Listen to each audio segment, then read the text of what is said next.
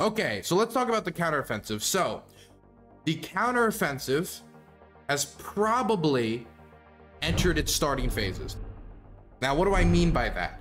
What I mean by that is we're not seeing the entirety of the Ukrainian reserves that they've gathered to commit to the struggle, which are filled with a lot of Western trained forces, which are filled with a lot of, you know, Western tanks, Leopard 2s, etc.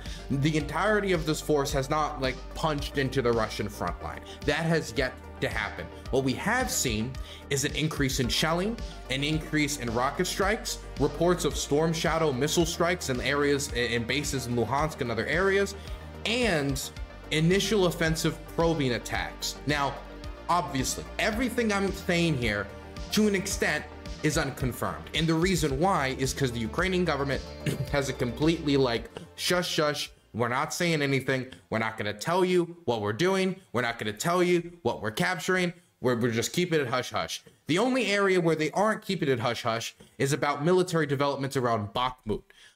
For many of you, if you don't know, even though we've been prepping for this Ukrainian counteroffensive, which was most likely going to come from Zaporozhye in the direction of the Sea of Azov to cut the Russian line in two, to isolate Russian forces in the rest of Kherson, to allow Ukraine to not only liberate the rest of Kherson, liberate the Zaporozhye Oblast, but also cutting off the Crimean land bridge, which not only, you know, is going to lead to a massive humiliation for Russian forces, it's going to have to probably lead to Russian forces having to withdraw to defensive positions, but could also endanger Crimea in the long term. I mean, it could really have a gigantic detrimental effect, not to mention just the thousands upon thousands of miles of territory that would be liberated, the millions of people that would be liberated, all of the homes that would be recaptured, allowing people to return to their homes.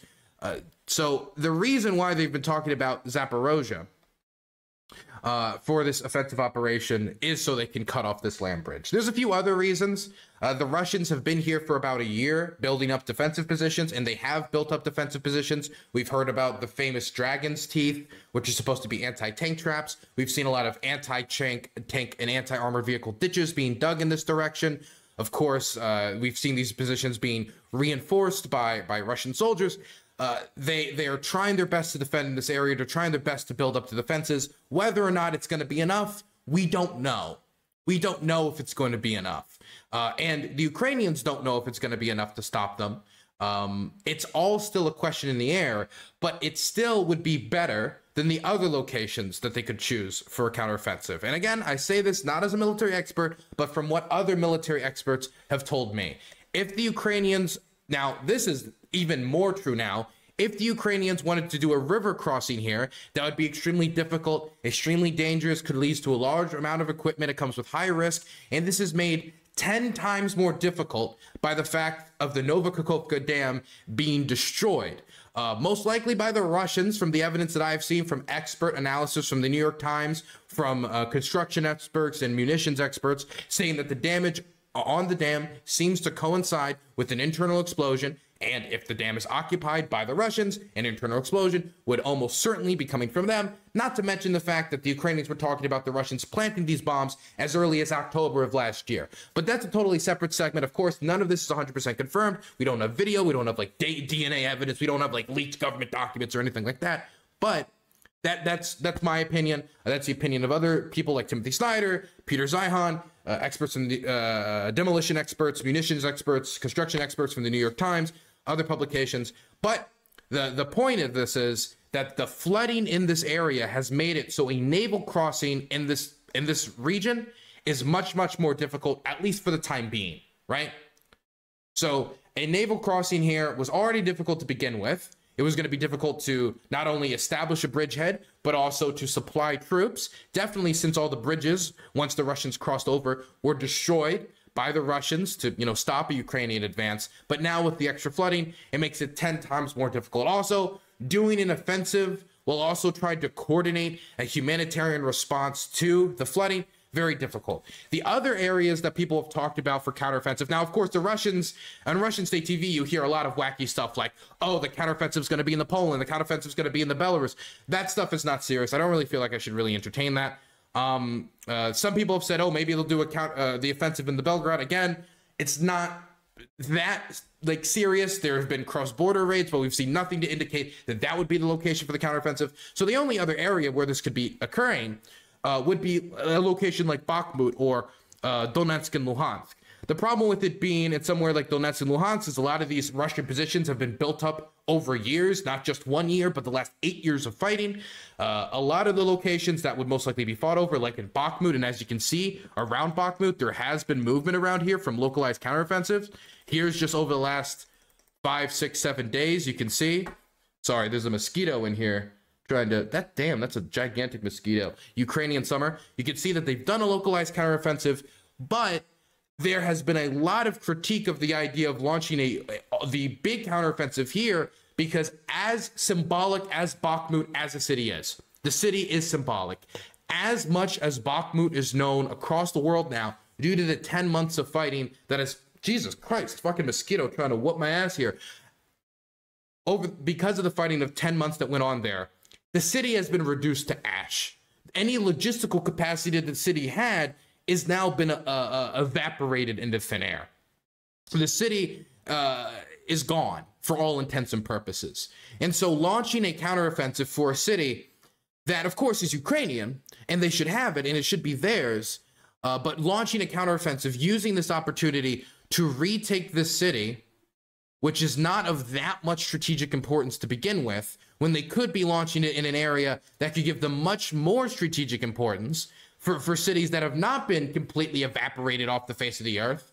For example, Mariupol, which has a lot of Ukrainian resistance in it,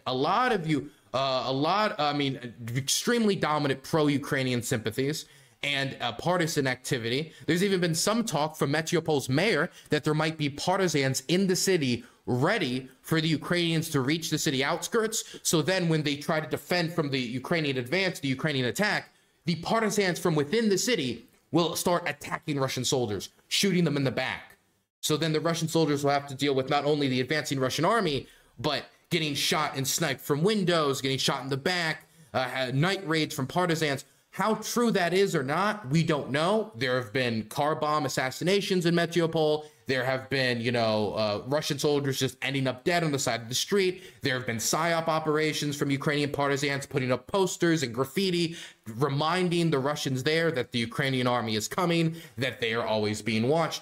But we don't know how widespread that type of partisan activity is, how coordinated it is with one another, and if they have, number one, the skills necessary to do this, and number two, the munitions necessary to do this, right? And of course, we also just don't know how many they are, and we can't expect them to tell us, because if they did, that could endanger their resistance efforts. So, anyway, all putting everything aside, I don't want to get too into the weeds. The counteroffensive, most analysts seem to suggest, is most likely going to be from the Zaporozhye direction towards the Sea of Azov. That is what we're basically waiting for at this point. And I was watching this TLDR segment yesterday, and something really interesting happened once I got a minute and 30 seconds in, a minute 30 seconds into this video. He says something interesting, which I want to talk about because we just had an article published by the Financial Times that seems to indicate that the Ukrainians are starting the counteroffensive in the Zaporozhye direction, or they're at least starting the probing mechanisms of that. Obviously, there's only so much I can talk about for security reasons. The Ukrainians are telling everybody to be quiet, so that's why I'm only going to talk about what is already public. I'm not going to talk about private conversations. I'm not going to talk about what I've been told. Photographs have been sent, videos have been sent. I'm not going to talk about any of that. I'm only going to talk about what's already being widely reported on in the press and what's already generally known, or there's no risk of me talking about. So let's start with this video and then transition into the Financial Times piece. This video was brought to you by Brilliant. On Sunday evening, Russia claimed to have thwarted a major Ukrainian offensive in Donbass, involving thousands of Ukrainian troops. Now, while the reports were originally denied by Kyiv, there's since been a massive uptick in activity across the entire front line in Ukraine, and it really does look like Ukraine's much anticipated. If you want to know exactly what Shoigu's claim, because it was Shoigu. Shoigu is the Russian defense minister. He's also the punching bag of Russian military bloggers everywhere who blame all of the war's failings on him and a few other Russian MOD officials. Never Putin. Putin's never at fault, even though ultimately this war was his decision. He could, of course, change the course of the war with his decision. None of the war is his fault. The war that he chose to initiate. But Shoigu is usually the one pointed at due to incompetence or being unable to lead them towards victory. And he said that I'm trying to remember the number.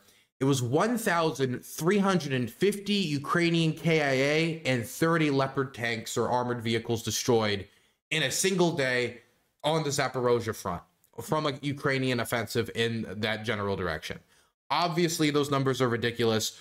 Even his own side has mocked him for these types of predictions. Not only this type of predictions, but predictions that he's made similar to this in the past. Shoigu is known for let's just say pumping the numbers. I even think I think it was Yevgeny Prigozhin who actually mocked Shoigu for these wild numbers that he's putting out there, and he just straight up said, and he's the leader of the Wagner Group for anybody who doesn't know, he just straight up said it's nonsense, it's BS, it's bull. That's not to say that the Ukrainians haven't taken any casualties in these quote unquote probing motions, whatever you want to call it. Again, it's all very shady. I was about to say it's all very shady. That's not the best word. It's all very foggy. The fog of war is very present here. There's kind of, there's an information blockade, I guess we could call it. But those numbers that he's putting out are not accurate. But it is true that we are starting to see Ukrainian casualties that are coming with these probing attacks. And let me just say, because I know this is how the media landscape is going to talk about this counteroffensive, because this is the same thing that happened during the Kherson counteroffensive. This is what's going to happen. There's going to be some Western tanks that have exploded, because in any offensive, you're going to lose armor, you're going to lose men.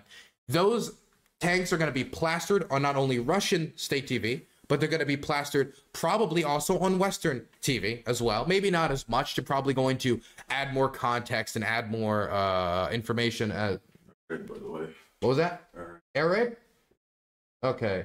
What's heading towards us? Drones or missiles? Any idea? Both. Both? Okay. Sorry. Just okay. We'll try to keep this going.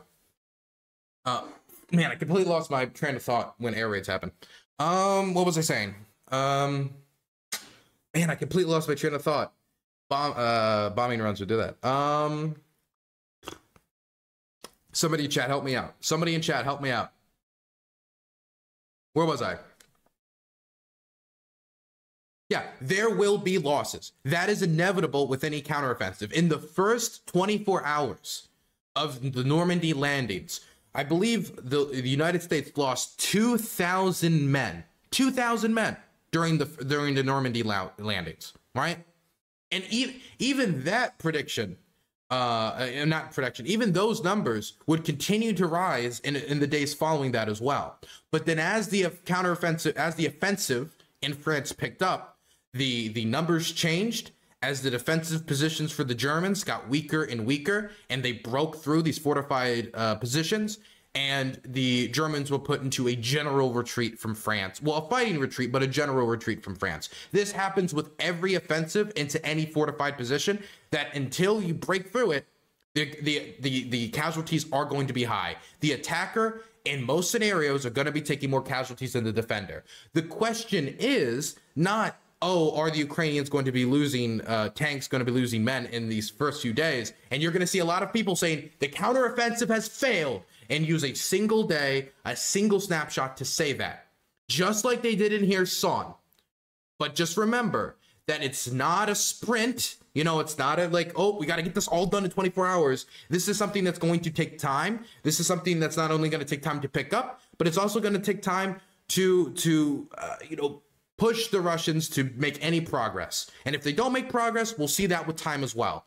But the main thing I'm telling you guys to do is to wait and see. Do not see a single picture and let that completely shadow your mind and take over your mindset and say that single picture, that single snapshot, the single anecdotal example is the entire offensive.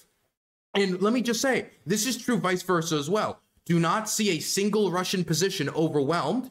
Do not see some Russian soldiers getting blown up by a drone. Do not see the heavy Ukrainian bombardment. I was there in Mykolaiv during the Ukrainian bombardment and the Russian counter bombardment during the Kherson counteroffensive. It was extremely heavy.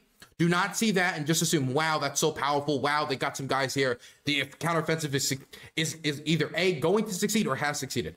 So wait and see is my main piece of advice for that. Casualties are natural with any offensive. The Russians took massive casualties, massive casualties. I would even say it was detrimental to their overall war objectives, but they still took Bakhmut.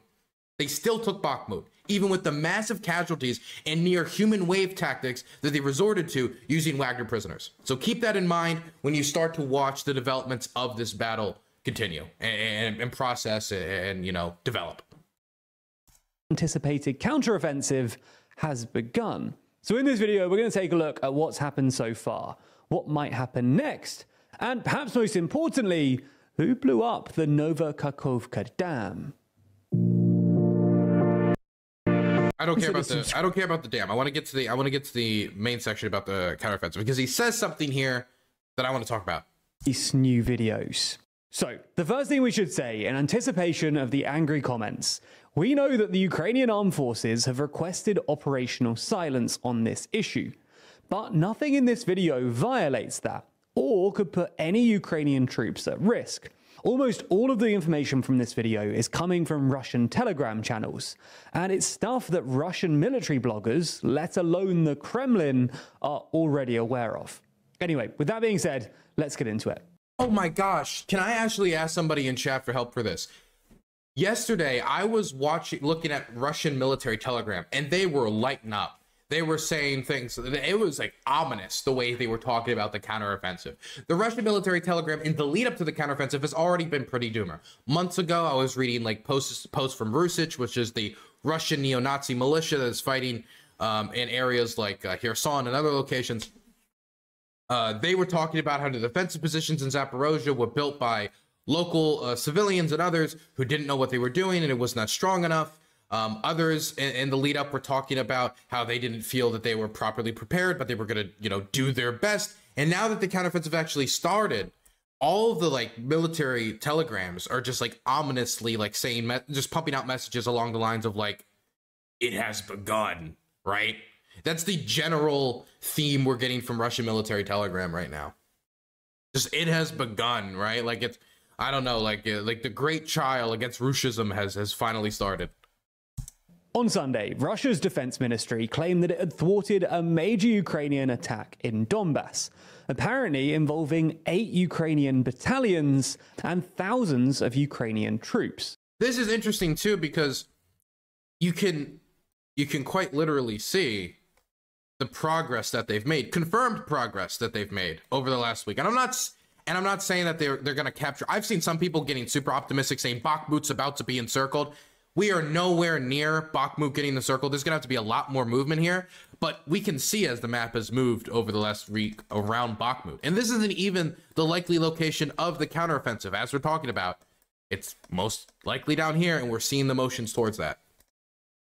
While the Ukrainians insisted that they didn't know what the Russians were talking about, the attack did come after a conspicuous uptick in artillery fire. And just a few hours after, the Ukrainian military requested informational silence. Then on Monday, Russian Telegram channels were alighted with reports of Ukrainian offensives across the 1,000-kilometer front line. And Ukraine's defense minister admitted that in some directions, Ukraine was moving to offensive actions. And the same day, a US Department of Defense official told Politico that US military satellites had reported a significant uptick in movement from Ukrainian positions. So even if the main effort hadn't started yet, by Monday it was abundantly clear that this was at least the beginning of Ukraine's much anticipated counteroffensive. At this point, however, it looks like we're mostly just seeing probing attacks, with Ukraine trying to find weak points in Russian defenses ahead of the main advance, which will probably be concentrated in one particular area. Now, there are 2 pieces of evidence to back this up. Firstly, it looks like Ukraine is still withholding their best weapon systems. Contrary to Russian claims, we're still yet to see a Leopard tank on the battlefield. So, first off, man, I wish I still had this link. Oh my gosh. You guys are terrible at linkaroos, so I won't even ask for it. But last week, I was getting reports from Russian military telegrams about Ukrainian Leopard tanks, as in Leopard tanks provided by the West to Ukraine, getting destroyed all along the front line because the new counteroffensive has begun. I see this from a lot of the, OSCENT accounts that are really just repeating whatever TASS or other Russian state media outlets are telling them, or just like whatever rumor comes up, they're going to put it out online, because what matters is being the first to tell a story, not that the story is accurate. And a lot of even pro-Ukrainian, not pro-Ukrainian, like doesn't really care who wins, and pro-Russian, a lot of accounts do that, and I really hate that shit. But the pro-Russian accounts primarily were posting these like unbelievably blurry images, and this has always been the case when it comes to Russian propaganda, unbelievably blurry images of what they allege was Leopard 2 tanks being destroyed by the Russian army, right? And I mean, it could have been literally anything. It could have been a Toyota Corolla, it could have been a tractor, it could have been a carbine harvester, it could have been fucking Santa Claus in a sleigh, could have been anything. You cannot tell. It's the same thing that happened when the Russians claimed to have destroyed American-supplied Ukrainian HIMARS that were tearing apart their supply lines, that were tearing apart their ammo dumps. And so what they did is, instead of actually destroying one, because up to today, they still have yet to destroy a single American-provided HIMARS system, which shows how much the Ukrainians are working to preserve it. I remember they even released a video, I think a few months ago, of them showing the storage facilities where they actually keep these things in, or just one of them in, and it was underground, it was very protected. They were very ominous about, we will use the HIMARS to destroy you. I remember they even tried to turn it into a psychological operation where they told the Russians in the video that we're watching, for any Russians that were watching their video, tell us where the ammo dumps are and we won't strike your military bases, and so you get to live. Tell us where the ammo dumps are, just message us here on the secret like Telegram channel, and don't worry, man, now you get to sleep another night soundly and wherever your base is. Really crazy operation. But my main point, I don't know if anybody's actually done it, but it was pretty funny.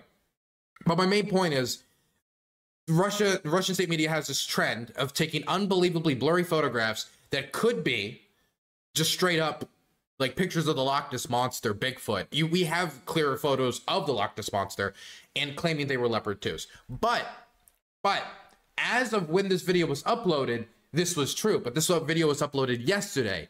As of today, we now know that Western tanks, German-made Leopards, are now on the battlefield, fighting in combat, and we're seeing the first heavily armored attacks of the offensive. And we're not saying that this is the main push of the offensive. It could still be probing. We still don't know. Again, unbelievably foggy, unbelievably blurry. Take everything I say with a gigantic grain of salt, but we're seeing the Western supplied Leopard tanks now out in the field. Let's read the Financial Times piece. Kiev has committed German-made tanks into battle against Russian positions in southeastern Ukraine. Could you imagine reading that line in 2015 after the Russian annexation of Crimea, and all of Europe basically said, man, that sucks. I don't know, we'll like stop buying Russian vodka. We'll sanction here. That sucks, man. Oh, you want weapons to defend yourself? Nah, we won't even give you like an RPG. No, we're not going to give you anything. Get out of here. Get out of here. And it took like, what was it? Like 4 or 5 years for lethal aid to eventually go to Ukraine. And it was like the tiniest little like crumbs imaginable. Javelin, stuff like that, which ended up being useful during the Battle of Kiev, but crumbs in comparison. And now, 2023, German-made tanks, some of them literally sent from German stockpiles, are on the Ukrainian steppe, charging against Russian positions. Feels like something out of a history book. Well, it will be in a history book, that's for sure. Launching the first heavily armored assaults on the long-anticipated counteroffensive. 2 army personnel, 2 Western officials in Kiev, and military analysts said the moves were a clear sign that after months of preparation and training, Ukraine's summer push to liberate occupied territory had begun in earnest. Based on the action yesterday and the Western systems employed, it appears that Ukrainian offensive is underway, said Michael Kaufman, a military analyst at the Center for Naval Analysis, a Washington-based think tank. Kaufman said the fighting appeared to be along the Tokmak axis. Okay, so if you want to know where this is, it's right here. Well, it's Zaporozhye. So exactly where most analysts seem to have said that it was likely for the Ukrainians to strike as they try to, cut the Russians off down to the Sea of Azov, liberate Mariupol, which is a Russian logistical hub. Well, it's a Ukrainian city, of course, but it's occupied by the Russians and is being used as a logistical hub. So it seems to be right in line with what we generally thought was going to happen. Kaufman said the fighting appeared to be along the Tokmak axis, a strategic town in Zaporozhye's province upstream from the Kakova Dam, where floodwater has swallowed dozens of settlements and set off a humanitarian and ecological disaster. Ukrainian forces are hoping to secure a breakthrough in the south and sever the land bridge connecting Russia with Ukraine's Zaporozhye and Kherson provinces, cutting off supply lines to the Crimean Peninsula, currently under Moscow's control. If Ukraine breaks Russia's land bridge linking Crimea with Russia proper, Moscow's entire presence in the southeastern part of the front may collapse. Michael Bodabrov, an expert of the Center for Analysis of Strategies and Technologies, a Moscow defense think tank, said the flooding could create more favorable conditions for the Ukrainian advance. This is an interesting statement. I wanted to talk about this because, as I've expressed in the past, this shortens the front line, at least temporarily, for the Russians, because there's not going to be any amphibious landings through a flood zone and a humanitarian disaster. The Russian positions on the lower Russian bank of the Dnieper are flooded, and the flooding won't last long. In 7 to 10 days, the water will recede and the Dnieper could become shallower than before the explosion. It'll help the Ukrainians cross it. Russian troops have spent, I do want to read this, and I did want to keep this article. This is part of the reason I read the article was because of this, is because as much as I believe it was the Russians, I think the damage on the power plant coincides with that. I think that it shortens the front temporarily for the Russians. I think that most analysts seem to be directing this way. American intelligence seems to be directing this way. None of it's concrete. None of it's 100%. And there are interpretations where you could talk about strategic benefits for the Russians. People talk about the water routes to Crimea. I think that's a lot less significant here when we're talking about the long-term, the actual on-the-ground strategic benefit. I think shortening that front line temporarily is a big benefit for the Russians. But I did want to read that statement because, again, it's still not 100% concrete, even though most of the evidence seems to be pointing in one direction. Russian troops have spent months fortifying their positions with anti-tank ditches, mazes of trenches, concrete dragon teeth brigades, steel hedgehog obstacles, spools of razor wire, and minefields. The defenses are visible in satellite images seen by the Financial Times and analyzed by researchers tracking the occupying forces' defensive buildup. Man, I want to look and show you guys the Zaporozhye, not Zappo, what? No, the Zaporozhye Russian defense line. I want to see if we have any images or graphs of their defensive lines, because I want to show you guys exactly what the Ukrainians are going to have to break through. Is this actually a good picture of it? Oh, this is better. This is better.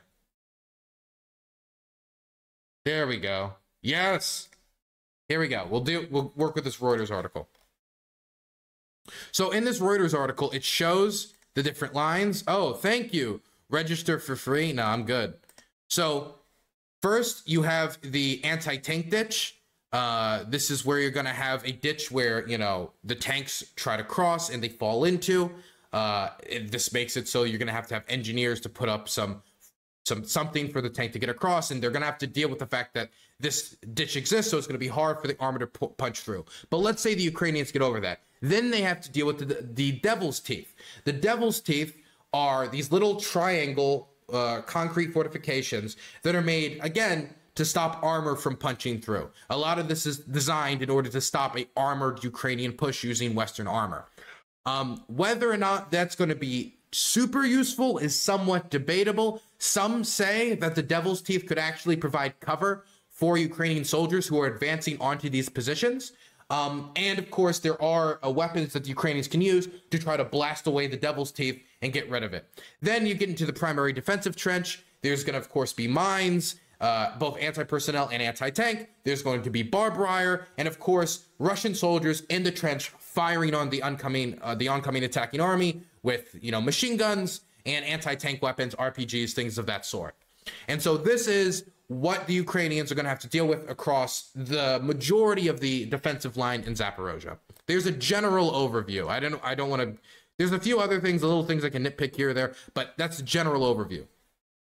Russian troops have spent months fortifying their positions with anti-tank ditches, mazes of trenches, concrete dragon teeth brigades, steel hedgehog obstacles, spools of razor wire, and minefields. If you don't know what a hedgehog obstacle is, you probably have seen them from Saving Private Ryan or any number of World War II movies.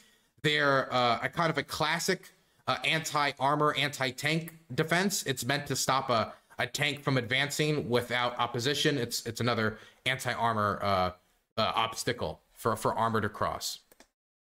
But again, stuff like that can also provide defense for any oncoming infantry group. Any infantry group could try to like hide behind that from oncoming Russian fire, just like you see in Saving Private Ryan, actually. The defenses are visible in satellite images seen by the Financial Times and analyzed by researchers tracking the occupying forces' defensive buildup. Russian military bloggers yesterday filmed a video of the Ukrainian counterattack near these fortified positions, publishing it on Telegram on Thursday. Does anybody, I can't believe I keep asking you guys for linkers. My chat's notoriously bad at linkaroos. But if anybody has that link or knows where that video is, I would appreciate it.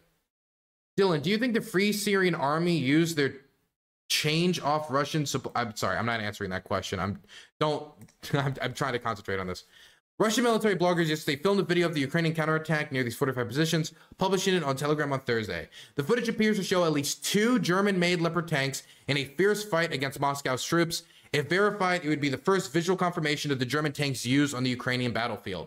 The fighting took place southeast. By the way, Shoigu claimed like 30 destroyed, and the video that they do have is of 2 tanks, not 30, 2 tanks.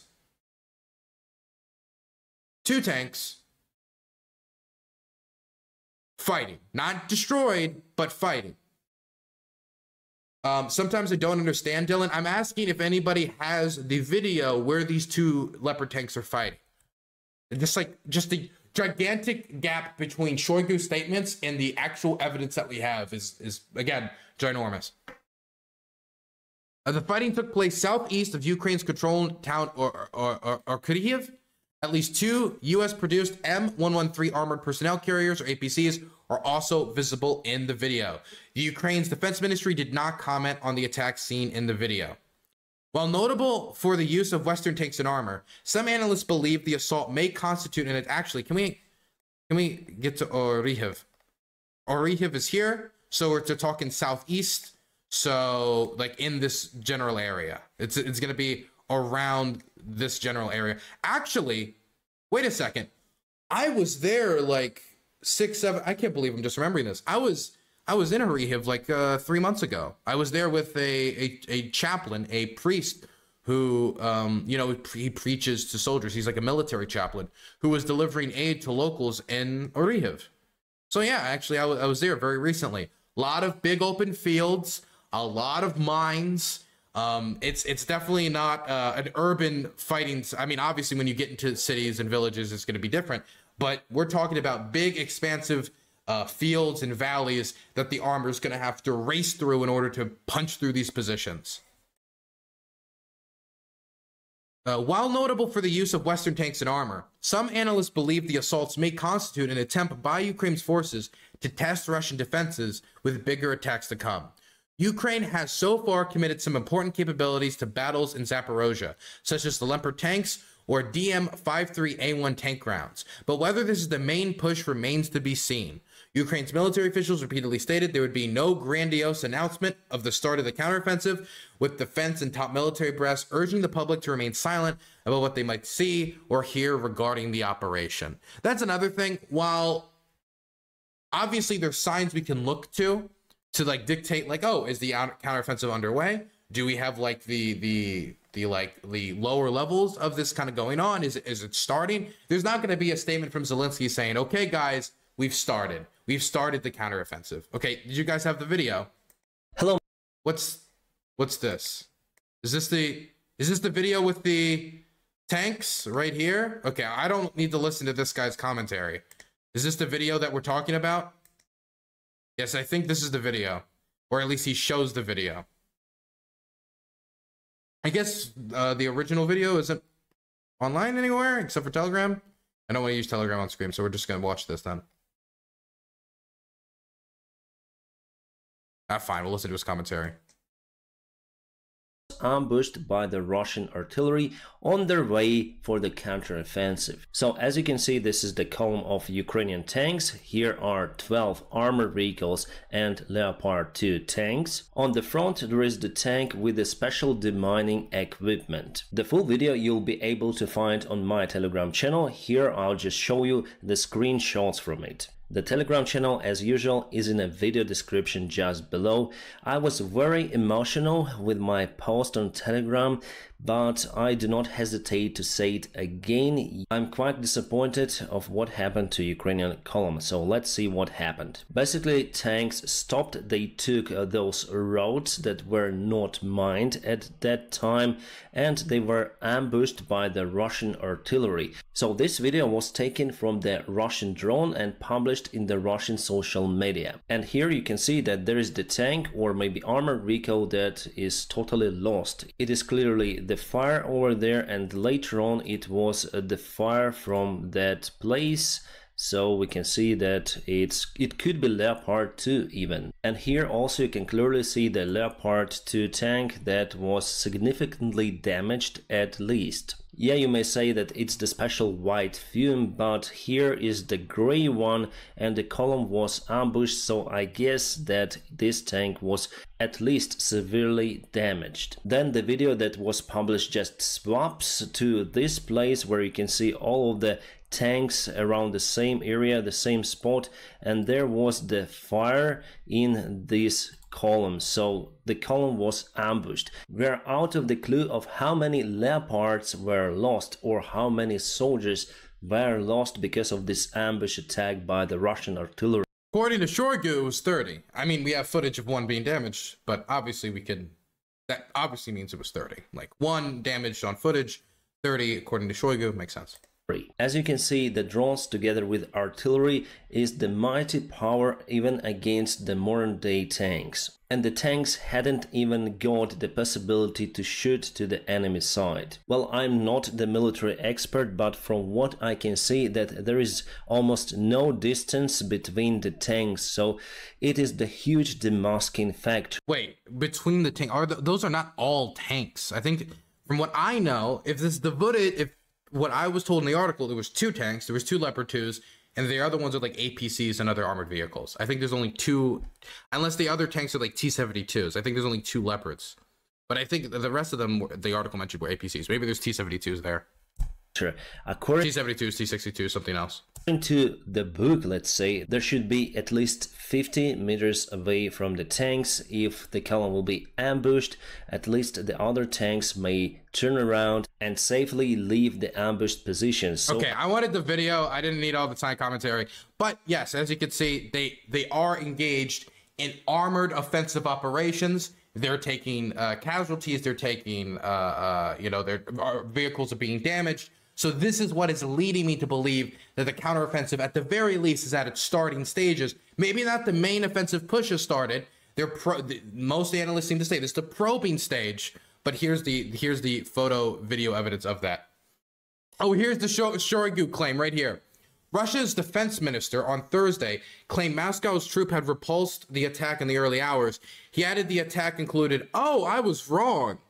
Oh, I was wrong. I said 13,000. I said 1,300, I mean. 1,330. I was wrong, guys. I'm sorry. I was very wrong.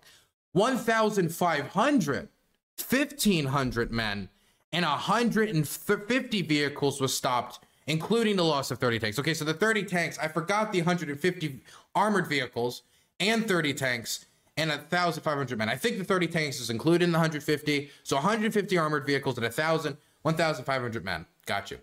FT could not verify those claims. Oh, wow, shocker. And Shoigu has made false claims in the past that have even been derided by other Russian units and propagandists. Yeah, Dmitry Yevgeny Prigozhin is just one example of that. Okay, so I think that's that. As you can see here, we were talking about earlier, and I didn't pull this up on screen.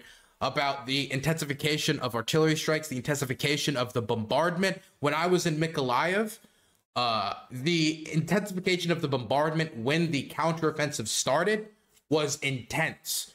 It was impossible to sleep in Mykolaiv. I couldn't. The shelling and the bombardment from the Russian military was just too intense in the city, and the Ukrainian counter bombardment, the bombardment that was, you know, springing this offensive, was so heavy that even when we weren't being shelled, that bombardment was enough to keep me awake.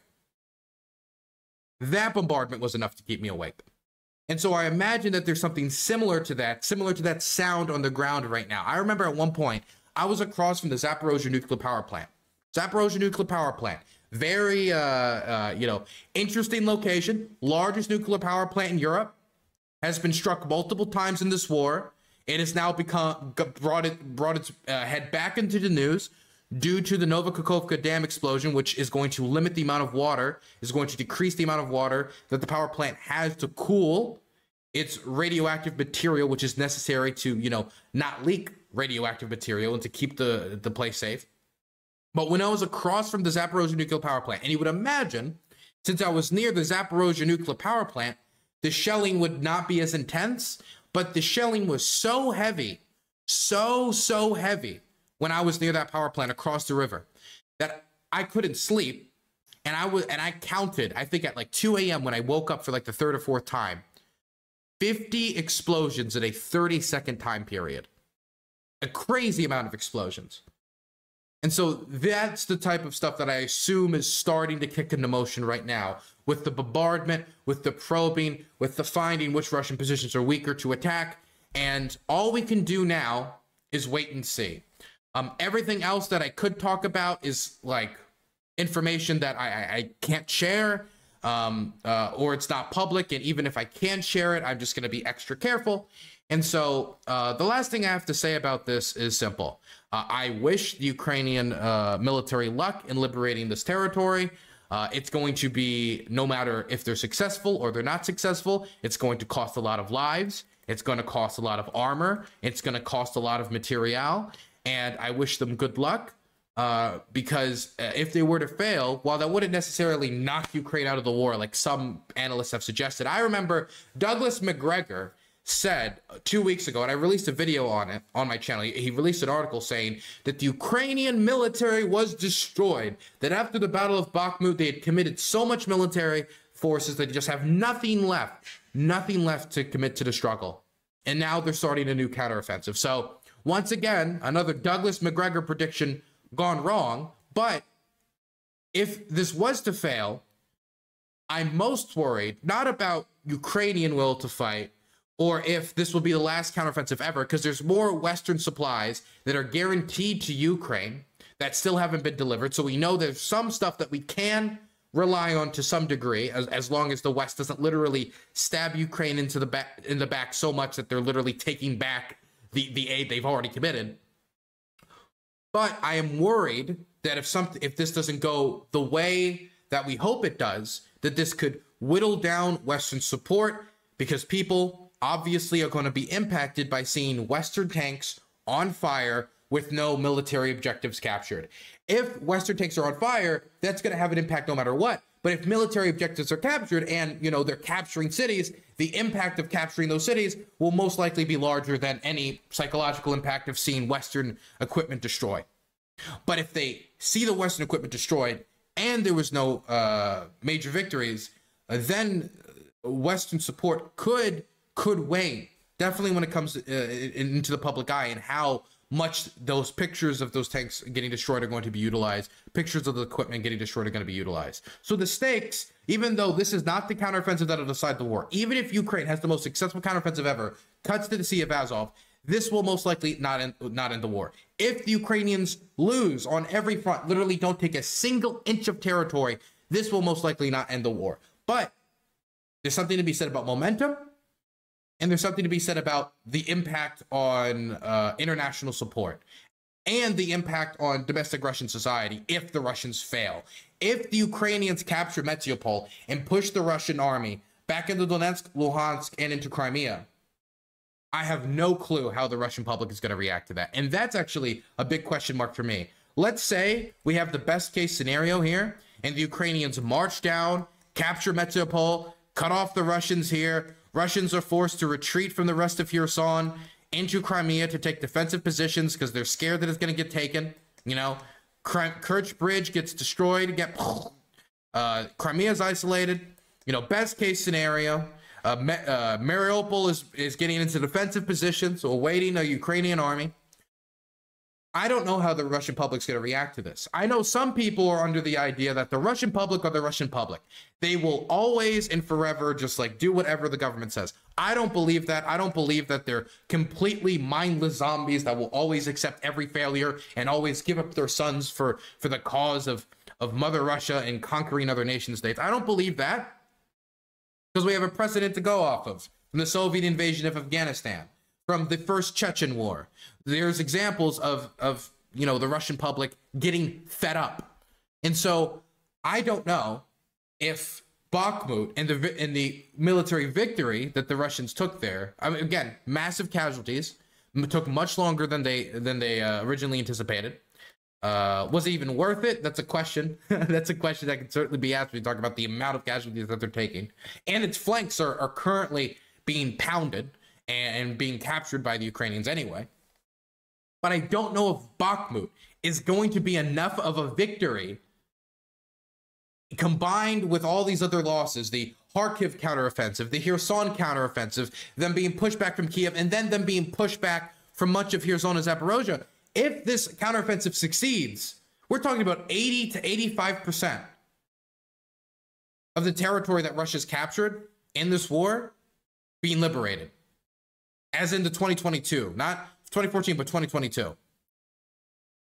I don't know how you justify that to the Russian public. I don't know what type of marketing gimmicks they're going to use, but they got to prepare those narratives. And I wonder what propagandists and government officials are thinking about right now when it comes to those narratives. Are they even preparing those narratives? Are they getting prepared for that scenario? I know that they've been defending defensive positions in the Crimea for some time now. We've had satellite images proving that fact. So they're at least trying to create some defensive positions for that possibility. But are they ready for the PR battle as well? I don't know. Anyway, we'll just have to wait and see.